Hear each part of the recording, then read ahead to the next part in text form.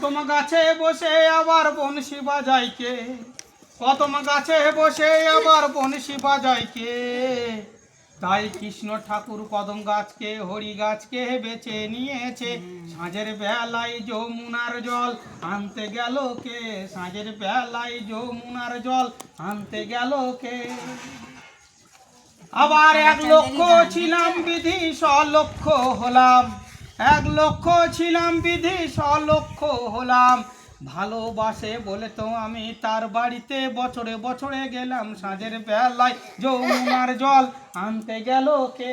সাঁঝের বেলায় যমুনার জল আনতে গেল কে? আবার কালো কালো বলো না রাধা, কালো মাথার চুল বিধাতা করেছে কালো, তাতে আমার কি ভুল? সাঁঝের বেলায় যমুনার জল আনতে গেলে কেন? সাঁঝের বেলায় যমুনার জল আনতে গেলে কেন? বলছে আমি যদি কালো হয় তো রাধা, তো সাঁঝের বেলায় যমুনায় জল আনা ছলনায় কেন গেছি? তখন তো সকাল ছিল না, তখন তো দুপুর ছিল না, তখন তো একটা কালো অন্ধকার মায়া মমতা ছিল। তখন তুমি সেই সাঁঝের বেলায় কেন এলে?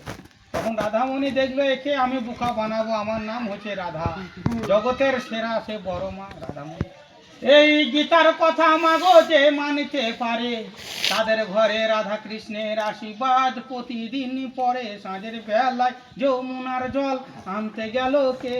সাঁঝের বেলায় যমুনার জল আনতে গেল কে? আবার কদম গাছে বসে কানাই বংশী বাজাইছে। কদম গাছে বসে কানাই বংশী বাজাইছে। বংশী বাজার সুর শুনে রাধামণি ইচ্ছা করে ঘর বার করেছে। সাঁঝের বেলায় যমুনার জল আনতে গেল কে? সাঁঝের বেলায় যমুনার জল। আবার জল আনতে গিয়ে রাধার পা পিছলেছে। এটা রাধামণি মিথ্যা করে কদম গাছের নিচেতে পড়ে যায়, কারণ কানাইকে বোকা বানাবে মা জননী।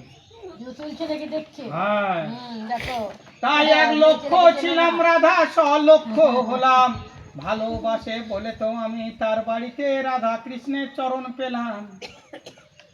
তাই জল আনতে গিয়ে মাগো পা পিছলেছে।